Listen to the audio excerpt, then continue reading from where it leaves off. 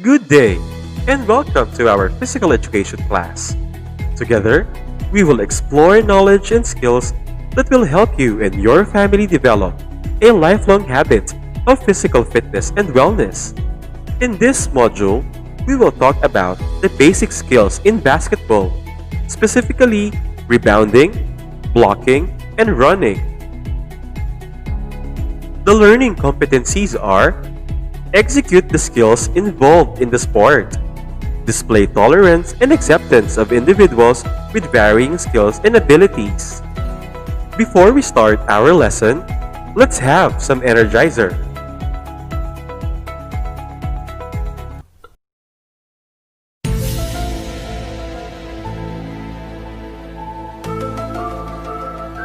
To identify the trivia for today, work out the answer to each equation. Once you have answered, look for the matching letter in the table provided and fill in the blanks.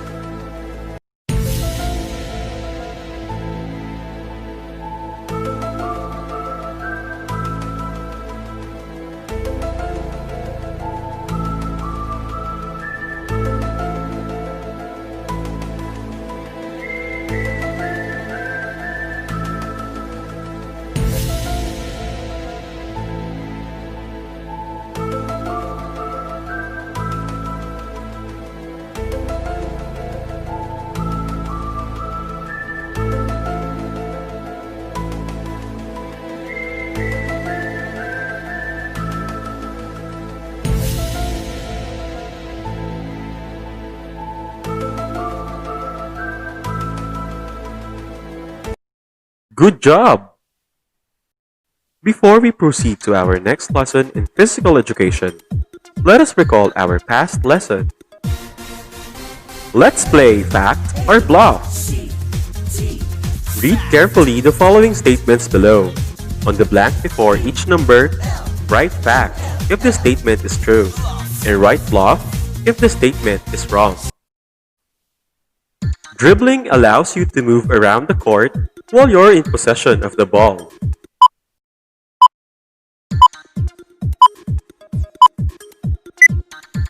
The answer is fact. Next question. The first step in learning how to dribble a basketball is to relax your fingers and make sure they're spread out evenly on the basketball.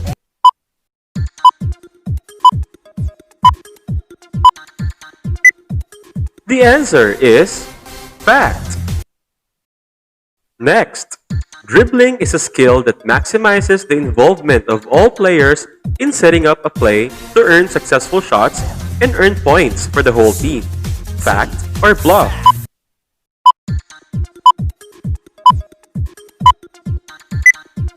The answer is bluff. Next question. Air pass and bounce pass are the two types of pass in basketball.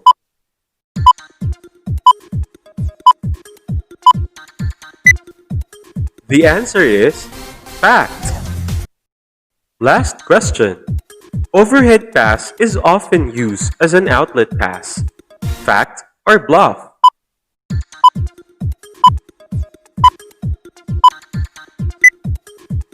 The answer is fact. Good job! Let's now proceed to the basic skills in basketball. Last time, we discussed about the dribbling and passing. Now, let us proceed to other skills that a basketball player needs to know and practice. The first one is rebounding. Rebounding is one of the major aspects of the game. It is your ability to jump with power to gain possession of the ball as it bounces to the rim after a failed shot before it touches the floor. Whether you are playing offense or defense, getting a rebound is crucial for your team to have control of the ball. Having the right position on the court and knowing where the ball is at all times will give you the best chance of bringing down a rebound. This is how it's done. 1. Find a good position on the court. Before the shot even goes in the air, be on the lookout for a good position.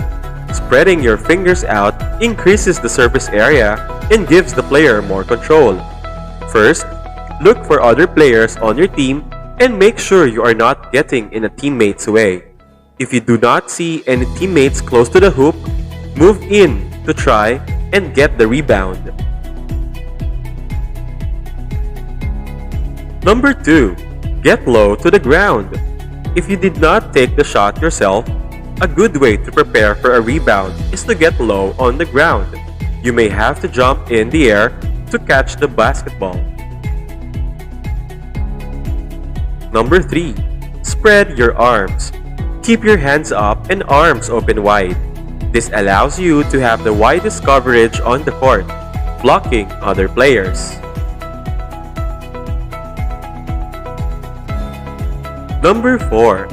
Box out your opponent if necessary. Boxing out, as stated, means blocking another player from reaching the basket. You can use your hands and feet to position yourself between the opposing player and the basket. 5. Jump towards the ball.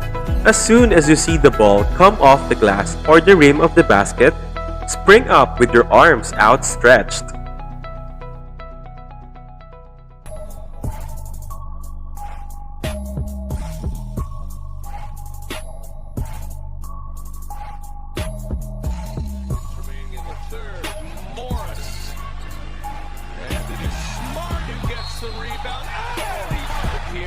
Epitomizes Marcus Smart. Outfights it. Blocking. A block or blocked shot occurs when a defensive player legally deflects a field goal attempt from another offensive player to prevent a score. The defender is not allowed to make contact with the offensive player's hand unless the defender is also in contact with the ball or a foul is called. How to block a shot in basketball. 1. Run and rotate between the shooter and net. Although height and size are obviously important to shot blocking, agility is necessary in order to get you to a place where you can block. You only have a few seconds to get between the other player and the net. Run to block the other player's path and rotate quickly to face them.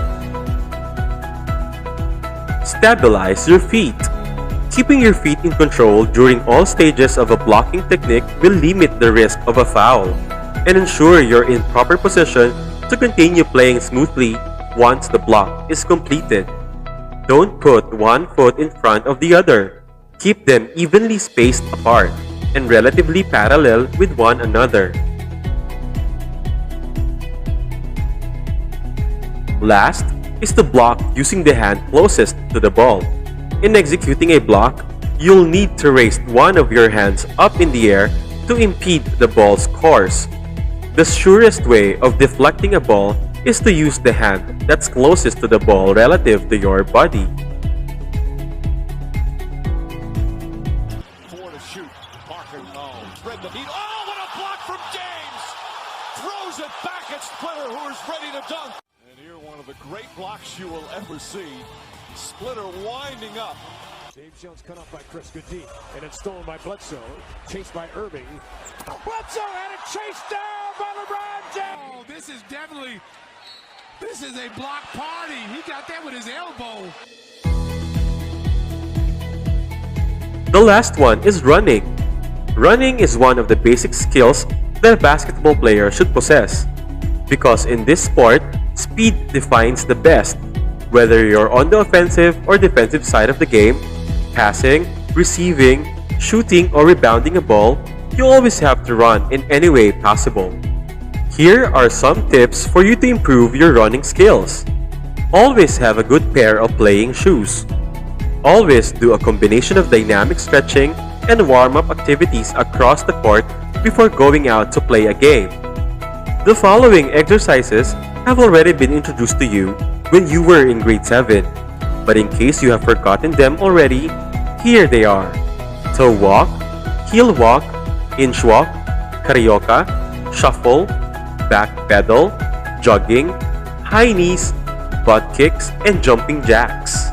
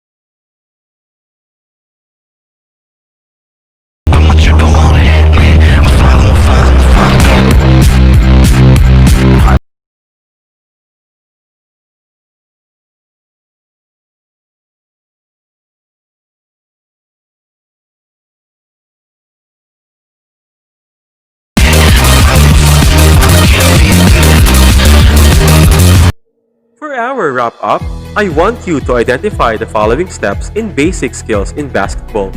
Write R if the step is done for rebounding, and write B if the step is done for blocking. Write your answers on the blanks provided.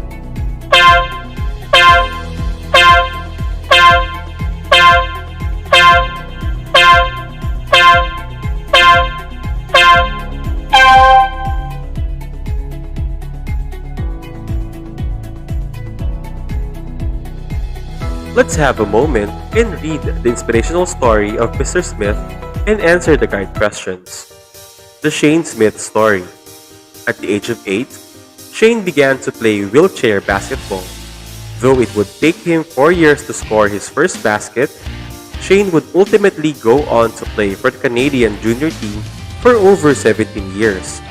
After retiring from wheelchair basketball at the age of 25, he found himself a new passion in a wheelchair rugby.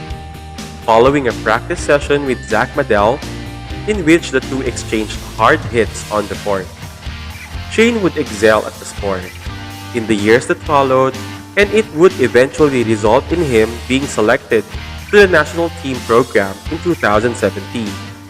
From there, he would go on to represent Canada at several senior international tournaments, most notably the 2018 Canada Cup and the 2018 World Championships. Here are the guide questions. 1. How did team sports like basketball influence and change the lives of the person featured in the story? Number 2. After reading the story, how do you now perceive team sports in relation to your life and your family's fitness and wellness? Job well done and congratulations! Thank you for listening. I hope that you learned something from our session today. Always remember to please be safe. I will see you next session. Goodbye!